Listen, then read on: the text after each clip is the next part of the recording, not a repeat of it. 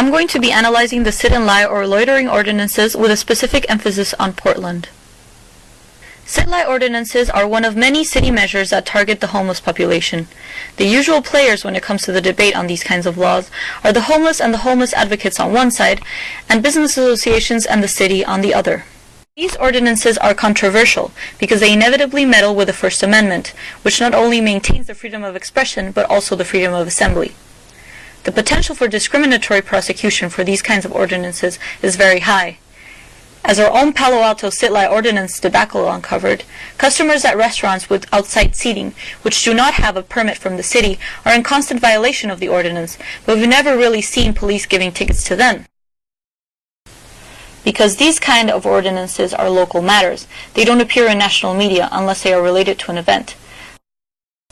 Portland has been battling with the sit-lie ordinance for 7 years, and many times the media has been considered somewhat of a thermometer of the sentiments of the people, covering mainly protests and statements by activist groups.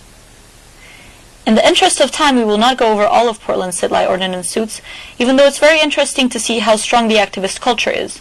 What is important here is that the city of Portland attempted to pass the sit-lie ordinance 3 times, and each time it was declared unconstitutional by a higher court, on the grounds that it is too broad and vague or that it conflicts with the state's disorderly conduct law.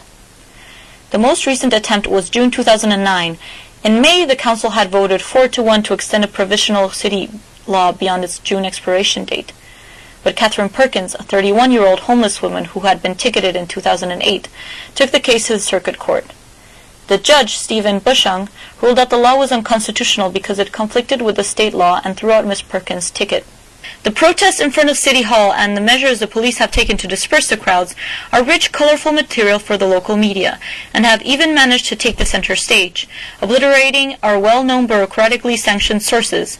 This is not to say that Portland's media does not search for official statements, but they are rather buried amidst the voices of local activists, the homeless and the youth.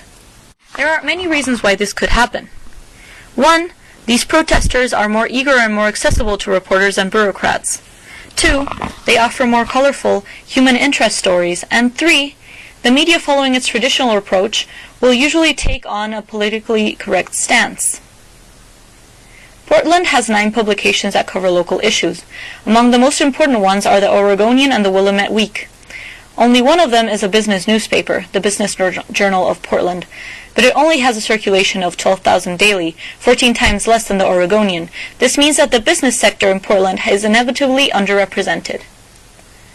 The Oregonian is one of the state's major newspapers. It is ranked 23rd in circulation out of the top 25 daily newspapers. It received the 2001 Pulitzer Prize for Public Service. Though it's a statewide newspaper, its local news is very complete. The Circuit Court judge's June ruling was too important not to be paid for at the Oregonian website, even though most of its news is free, which says something about the public's interest in the matter. It was a short and sweet piece, but it only quoted the winning party, Catherine Perkins' attorney, and the only commissioner who ruled against the ordinance. An August 5th feature piece talks about how Portland has dealt with the absence of a sit-lie law after the Circuit Court's ruling. It starts by stating the city has drifted into disarray because of the ordinance, saying that on one side downtown merchants tell stories of aggressive panhandling, and homeless advocates tell stories of homeless harassment.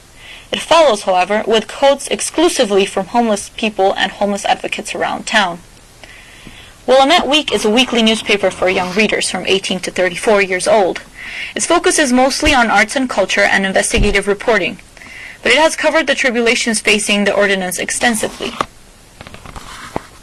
In a June 2008 article, pro-homeless activists gave the media a colorful story to cover when they delivered 1,950 signed postcards to the city council.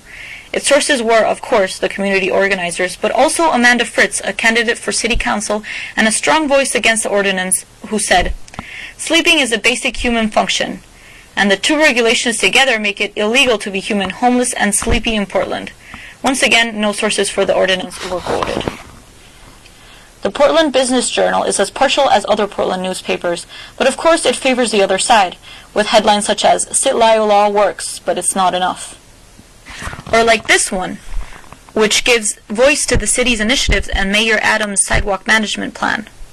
The Sidewalk Management Plan also cites the media, saying that it reports that aggressive panhandling has been increasing, making it necessary for the city to take action.